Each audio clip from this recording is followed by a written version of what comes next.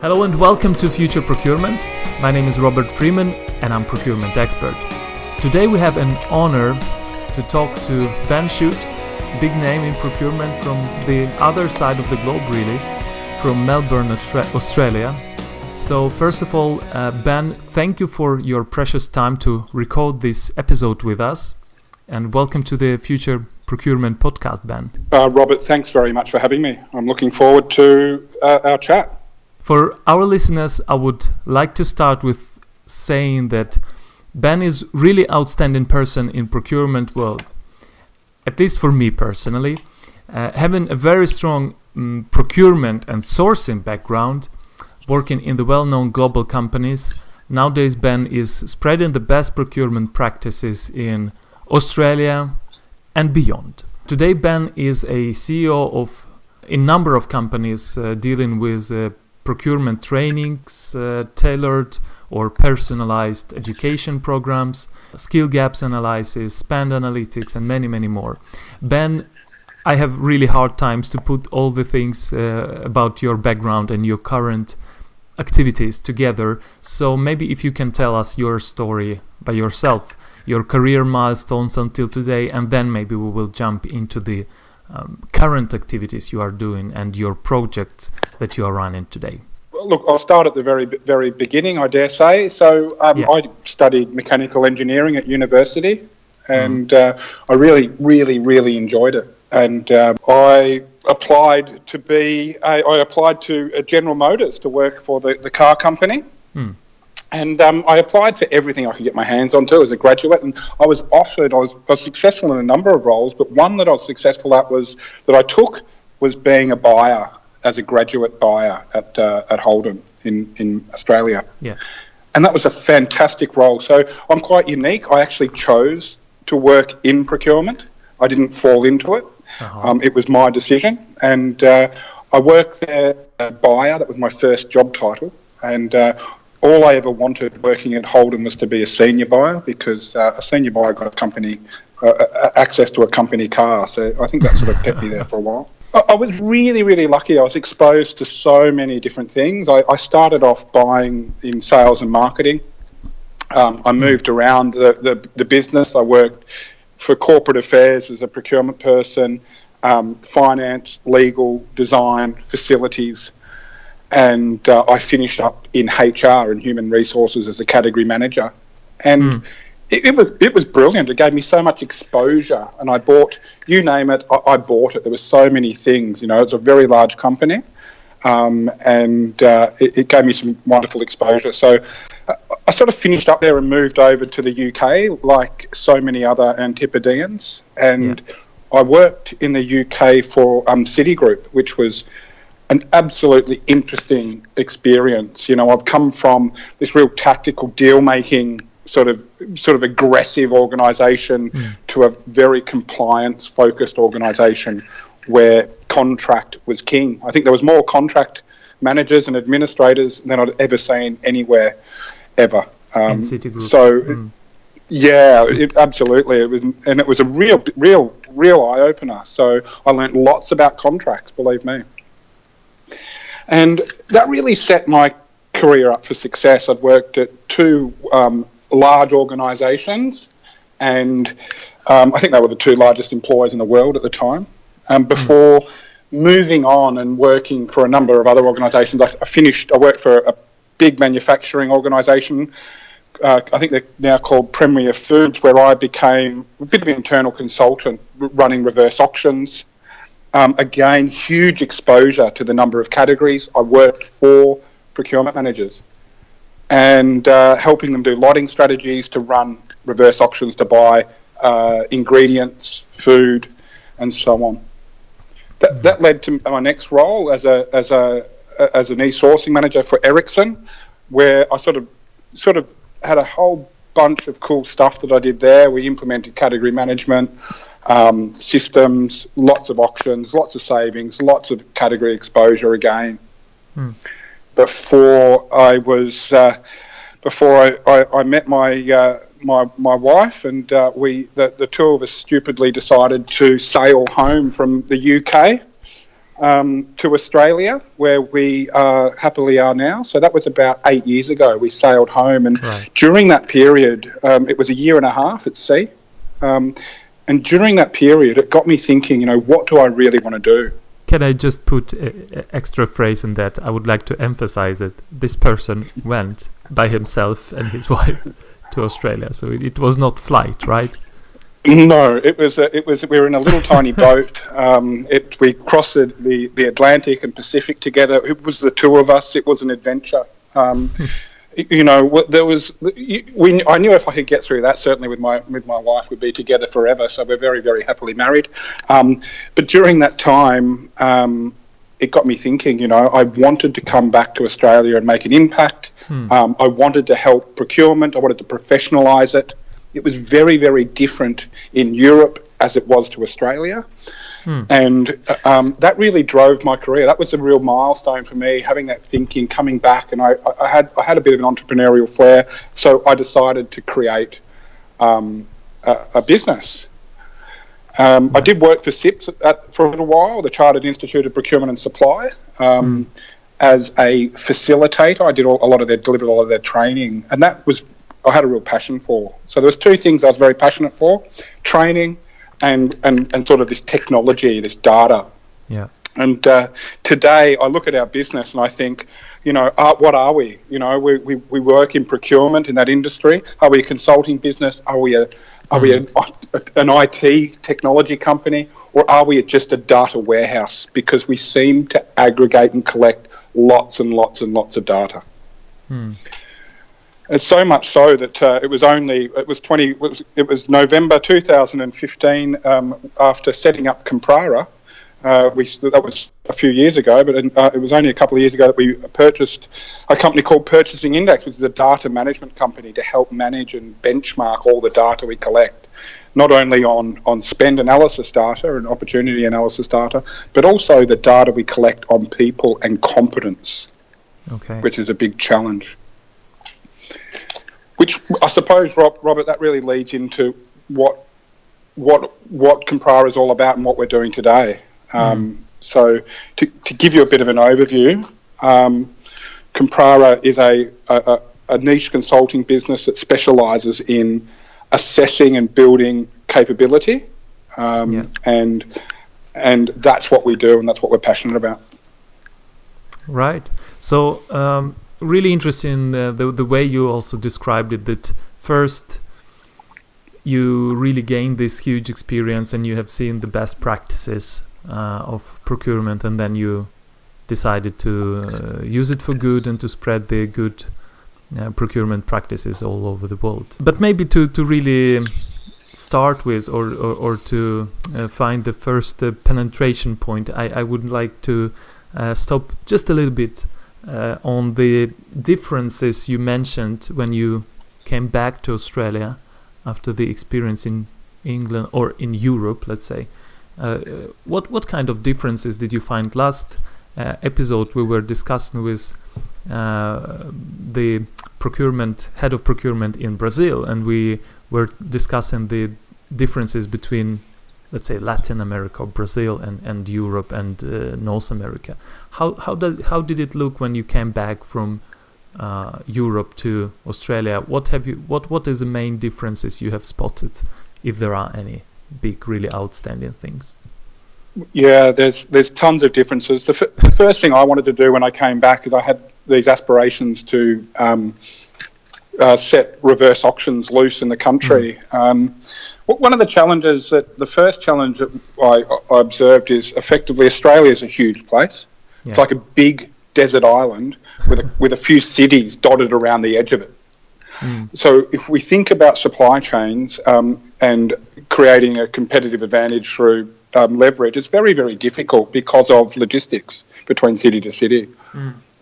Melbourne alone, there's 5 million people. I think just London itself, there's 25 million people. Correct. So you've got this incredible issues around to overcome around using leverage, certainly from a logistics perspective. The other thing was the adoption of technology and procurement smarts. The only real mature industries were Certainly those industries that have been around for a long time, manufacturing is a typical one with very mature supply chains. They were sort of had it right, but often that was through being owned maybe globally or being international.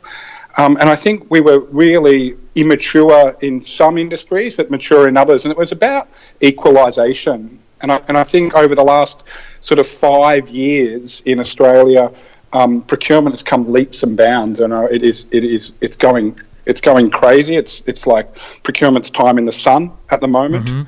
Gone are the days where a salesman can just go in and railroad an organisation.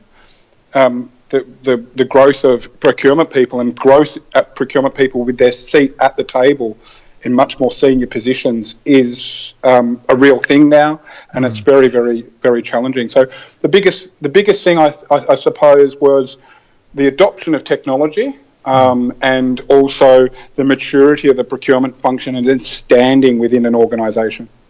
That's really interesting what you said, because I cannot say really about technology if I observe here in Europe, in Western Europe, where I'm coming from. But technology itself also evolves a lot. I mean, these new solutions, more and more using of electronic sources, and then these big data and things like that. These cloud solutions, I think, is a big thing everywhere actually, and it's really global thing that when it appears in one place in few days you will know all over the world about this. But it's very interesting what you said, that the development is coming so fast there, and with the image of procurement, or how do I say, the thing you described about having the place at the table of procurement people at the board is also a big thing in most of the countries, at least that I have visited, and I think it's also a big paradigm change for us in procurement. So really interesting observations and really good description of these tectonical changes that are happening. Right, so very interesting, Ben. And now maybe coming a little bit deeper in to the core areas of what you are doing today. Ben, after our last conversation a few weeks ago, I was really amazed with your approach to education, and when you described Comprara for the education you provide to procurement professionals. What I really liked about this education that you provide was that it's really tailored to the particular needs of specific person or a specific organization. And that is your first step, as you described it, to evaluate the professional skills, find the critical gaps, and only then to propose a good education which will fill in these gaps. Can you please tell to our listeners, how does it work? All right, Robert. Well, look, the Comprara consists of 3 organisations that sit below it. We have the Academy of Procurement, Skills Gap Analysis, and Purchasing Index. And they all perform a very important role when we work with organisations to build and assess capability. And primarily we start when we go into an organisation, into a government, it could be a government or private, we work across a number of industries. We will go in typically and we have a 5-step methodology. It's pretty straightforward. The first thing we do is design or assess or work with them to build a capability framework. Yeah. So that is looking at what skills do they need today and what skills are they going to need in the future. I mean, we were saying what will they need in 2020. We're now looking at 2025. You know, what do they need in the future to be a professional? Then we use our tool Skills Gap Analysis, which has a number of assessments within it. It has procurement knowledge evaluations and self-assessments, as well as contract management evaluations, negotiation profiling, and your department maturity assessment. So we assess capability for individuals, and that allows us to develop a tailored approach to each individual We use the 70-20-10 approach for learning. And we develop roadmaps for the organisation as a group, but also as the individuals. Right. That would be the third step. The fourth step is that we build their capability through a number of interventions: coaching, webinars, face-to-face training, e-learning, and we also do a lot of coaching for the managers of the leadership team to ensure that capability is being adhered, or they're actually part of that build. And the last thing we do is we measure. We always go back in and measure, again, assess, have they improved or have they gotten worse? And that takes us back to the start again. Really interesting. So if I can try to sum up what you said with these 5 steps, and you will correct me if I'm wrong, please. So you start with design and assessing the capability, the skills and the hard soft skills needed for the role or in the today and in the future. Then you do the skills gap analysis, assessing current position to the wished position. Then you create the tailored program itself, which also is a process, and then you do the education itself, and then at step number 5 you measure the success. Is it? Absolutely. A good that is summary? That's spot on. That's exactly what we do, and it's really interesting, because you don't know what you don't know. I love looking at the data. I love the results. We're currently in the age of data in economies where almost every role within the workforce today demands continual upskilling. Exactly. And procurement especially is one of those professions that we need to continually upskill. Yeah. And if I was to make an observation, I would say that most of the learning is achieved by changing your roles within procurement function. So you stick in a job for a couple of years and you move on. Now that is great for an individual, but not for an organisation. So for us, we're all about, how do you retain and develop your talent? If you can retain and develop your talent, you're going to be much better off. I like this, what you said. Mm. Yeah, it's good, and it's so easy. I mean, we both worked in procurement. It's so easy to go and sit a bum in a seat, do your job, and we are always overworked. We're probably one of the most busiest people in the organisation, and not improve. So we believe that it's the role of every individual to take that on, assess themselves, and actually develop themselves. I like this, and I know I have many friends actually in sales organizations where, or as a salespeople, professional salesmen, and it's very interesting. And I was always jealous to them because most of them had around 20 to 50% of the time getting some sort of trainings or education or skills upgrade things, negotiations and selling techniques or whatever.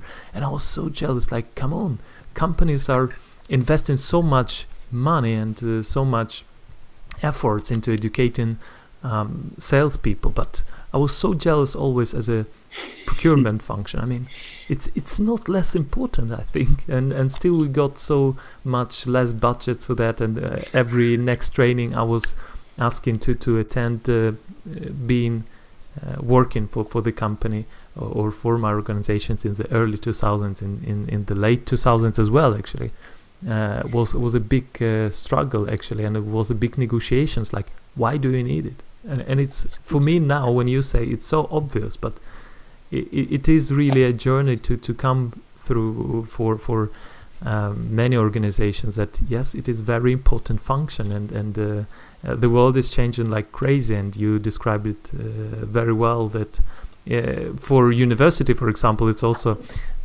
interesting that when people are having full-time education, I don't know, 4 years, until they finish the university or the faculty of procurement or whatever, many of the things are already outdated.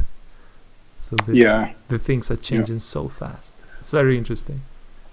Yeah, I agree. Or you're taught. I mean, university is a wonderful place, but it teaches you how to learn and think.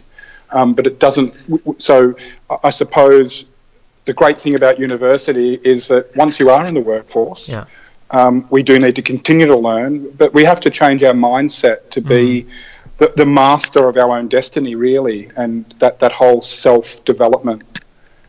I call it. I like to call it being right, being correct. I mean, one of the things in business is that we only get so many shots at it. We have to be right in what we do, and it's easy in large organisations to be swallowed up by the machine, and people do get away with bits and pieces. But you have to be correct. If you want to be the best, you've got to be correct, and you've got to develop and ensure and go that extra mile. It's that 1% to make you the best at what you do. That's interesting. And my next question, actually, I thought about was about e-learning itself, and or online learning. I don't know what is correct way to say it nowadays. Do you say e-learning or? Yeah, we say e-learning. Anyway, I have obtained my second education, the MBA degree, sitting by my computer in my home office quite a few years ago, and I was really excited about this opportunity. So it was 90% online, I can say, and I really liked the fact that I could combine my full-time job and education. And I think from this perspective, and also from the perspective that it's changing also so fast, this online programs, you can really choose the most fresh one or the most up-to-date one. So can you tell us more about e-learning in your platforms? How do you ensure that educational process is really interactive, that people are really involved in their learning? And because still majority of people are more used to traditional face-to-face education, and honestly I like it more from perspective that you can see and interact with a teacher, or how do you say, with a facilitator. But of course it has both pluses and minuses, pros and cons. So can you say how do you really make it the most efficient way? Yeah, I think when it comes to online learning, I think every type of learning intervention has its place. I think we are the biggest pushback we get. Once upon a time it was, I don't have any budget. That is not the case today. I don't have any time. And if you were to ask the students or the delegates, most people want to be able to learn when it suits them. So I think e-learning is fantastic. With our platform, we're very, very fortunate that we can build a tailored learning suite of training courses to meet individual needs. So no two individuals will get the same suite of learning. Yeah. The one thing though is that I suppose we went down the e-learning route as well when our business started to grow. Our race to outsource ourselves from the classroom began, and we've been very successful in doing that. But I will say that there is always a place for the classroom, because when we deal with teams, and we need to get them all on the same page. So we like to run the more softer skills in the classroom and really drive those technical skills through just-in-time learning bites. So you also have a special approach to soft factors in procurement, right? Yeah, I find that soft approach and getting, I find that from a facilitator's perspective, it's really about facilitating the team working and communicating better together. So often we like to do that face-to-face. I mentioned before, from a coaching perspective, we like to coach the leadership team, the procurement leadership team, and we really like to have them, half the time it's as simple as just a call once a month to say, what have you done this month to help your team learn? That's really because, it's so simple. It's 15 minutes a month. We ring up the procurement leader. We say, what have you done? Have you noticed a change in the behaviour of your staff? Have they done something different? Have you enabled them to apply the things that they have learnt? And it's not only about reminding or keeping the discipline, but it's also to make people reflect themselves and really go into the understanding of the change.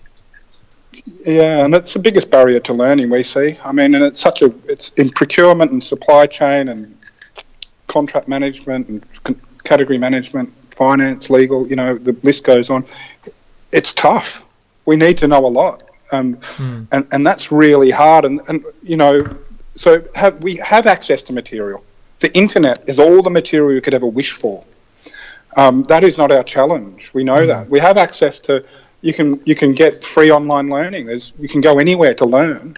Yeah. It's about creating that model, that team, that methodology of enabling learning in an organisation and that consistent feedback and assessment, which actually creates a much higher functioning team. That's very interesting. So if you can sum it up with also the recalling the soft skills that you find important for procurement professionals, and especially, as you say, for procurement managers, what are your recommendations about these skills and developing these skills? What would you concentrate on? Well, it's an interesting, look, it's one of those age-old questions. It's a tough question because I'm a procurement professional and qualified procurement professional. So as a qualified procurement professional, should we look at recruiting and retaining procurement professionals in the organisation? And often I hear that procurement leaders want to recruit outside of the profession. They want to bring in a person with marketing experience or an engineer, because they feel that they can teach them the procurement skills. So it's about mindset, not about the skills really from the beginning. That's what you mean. Well, yes, it's a chicken and egg sort of situation. So it's one of those challenges that we face. Do we focus on developing those procurement skills at university, or do we bring people into our organisation who might have those specialist soft skills or ways of working that we need? Now, the biggest soft skills training that we deliver by far is stakeholder influencing and stakeholder management. It's just that's just what everybody asks for some reason. We also do lots of things like marketing, how to market myself in the organisation. Yeah. For procurement. So it's like, it's how to market yourself. I like it.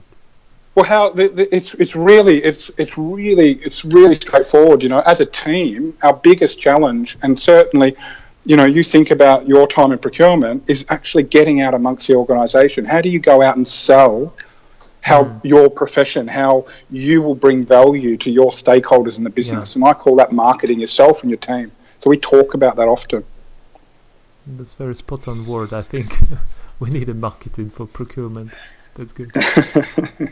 It's not marketing in the sense, but so it always is an interesting question, an interesting debate, and I dare say there'll be every procurement leader out there will have their opinion and view, and I suppose the challenge is, if you're a procurement professional qualified, is that the most important thing for the profession? I think it is to build a profession, but is that the most important thing if we look at bringing a team together? Maybe it isn't. Hard skills are just like tools or instruments to deliver your work, but the real deciding factor of success or not success is far beyond these hard skills. One more question, maybe to elaborate on procurement managers. You have mentioned that these people are not only responsible for delivering the result, but also for people agenda. And delivering good results is of course important, and obviously it is the factor how you are measured, but how to keep the good constructive and proactive atmosphere for the employees of procurement department is really crucial for your long-term success, and investing into people in your procurement department is really essential. Do you have any tools for procurement managers to help solving these questions? Absolutely, absolutely we do. So we have a tool called, or a product called Capability Track, and it plugs directly into our competence database, which allows procurement leaders to log in and see the capability of or competencies mapped between every individual online. They get a fancy visual dashboard, and it can look at that and it can help them benchmark their team against similar industries, other industries, and also different levels of maturity of a person. And what it does, it enables a great story for any manager to sell to his team about development, because development takes time. Anybody who thinks development is done in 2 workshops per year per person is mad. They're kidding themselves. Development is an ongoing thing that takes years. And we need, and as a procurement manager or leader, they need to be very, very strategic about that. And that needs to be part of the way they work and adopted within the way they work. Otherwise, they won't have buy-in from their team. It's very good explanation, and I for sure will add this thought into my notes here. And coming to the end of this episode, it's very interesting to talk to you, and so many more questions I want to ask. But now we need to round up shortly. As I understood, and as I see in your in Comprara program, that you have so many things to offer. I mean, from hard skills and soft skills, I see it's more than 30 programs that you have, and also the level of expertise is from beginners to really experienced professionals, and also from level of maturity of organizations. I see that you are working with different levels of maturity. So can you describe in the end how can our listeners find you? Who is a typical customer of Comprara and Academy of Procurement and Purchasing Index, and how would you recommend to our listeners to benefit from the work you are doing, and how can they find you? Yeah, the best way or the best solution, if we're thinking about, if anybody's interested in self-development, the first thing that they should do is assess themselves. And we have a tool.